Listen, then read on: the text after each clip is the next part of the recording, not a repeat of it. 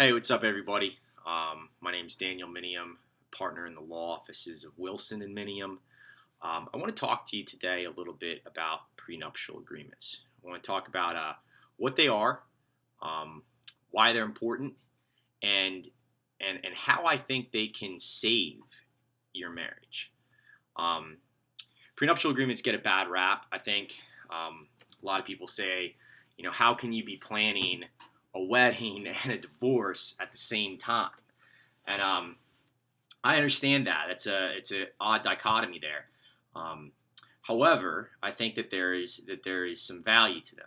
I want to get into that here.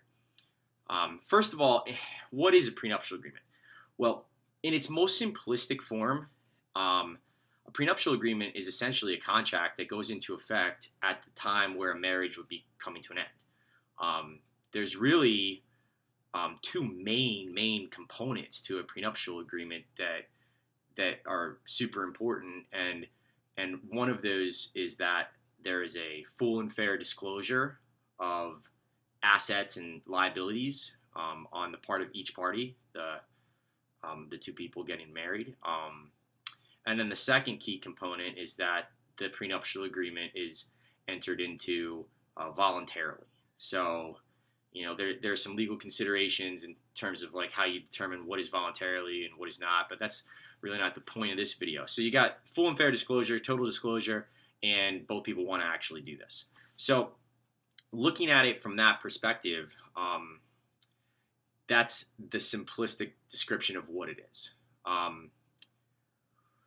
Why it's important and how I think it can save your marriage is the full and fair disclosure part. I think anybody watching this, it's unlikely that you know all of the details of your 401k plan, your retirement assets, how your investments are doing, where you're at with any debts. It's like a lot of us just kind of know what's in our checking account, and that's what we interact with every day, and we just sort of cruise through there, and in America, I've heard the statistic that upwards of 50% of marriages end in divorce. And a primary reason, one of the main contributing factors to that is financial issues, arguments about finances or financial stress. So it stands to reason that if both parties that are about to enter into a marriage have an opportunity to really go through where they're at financially and then come to the table together and have that communication, which is imperative to a prenuptial agreement, I think it gives each person an opportunity to have a nice realistic look at where they're at financially. It could probably lead to some conversations involving what you want to do as a couple, how you want to attack the process of saving, of what you're going to budget, all these things that happen after the wedding. And then just the act of doing that, I think, can be really beneficial for people.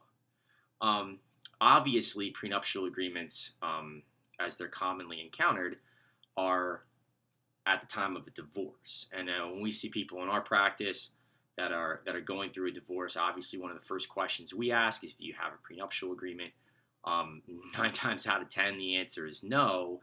And at that point, people start really understanding what they got into when they got married. And if you don't have a prenuptial agreement in Pennsylvania, it's essentially you take everything that you've encountered, both good and bad, in the marriage, and then divide it by 2. And when you're going through the process of a divorce, a lot of times emotions are heightened and finances are already stressed, and there's just a lot going on. And then you got to make all these decisions where you really have to work with the other person in order to nail down a property settlement and a distribution of assets. And a lot of that can be avoided by taking the time up front to say, here's a good, fair way of doing this in the event that something goes bad later on. But the act of doing it, I think, can be super positive. and it's definitely worth considering. Like I said, I do understand that people don't like the idea of a prenuptial agreement because they don't like the idea of thinking of divorce as they're going through the process of getting married. But I do think that there is some serious value in the mechanism and in the steps that it takes to complete the mechanism of having a prenuptial agreement. So it definitely goes in the category, in my opinion, like an ounce of prevention is worth a pound of cure.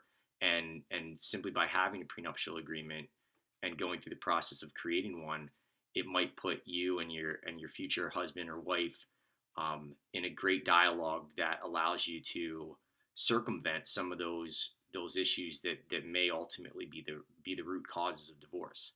So that's my thoughts on prenuptial agreements. I do think they're valuable. I think they get a bad rap. And if you have any questions, of course, you can visit us, www.wilsonminiumlaw.com.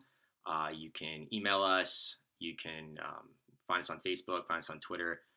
If you want to talk about prenuptial agreements in a little bit more depth, we'd be happy to do so with you.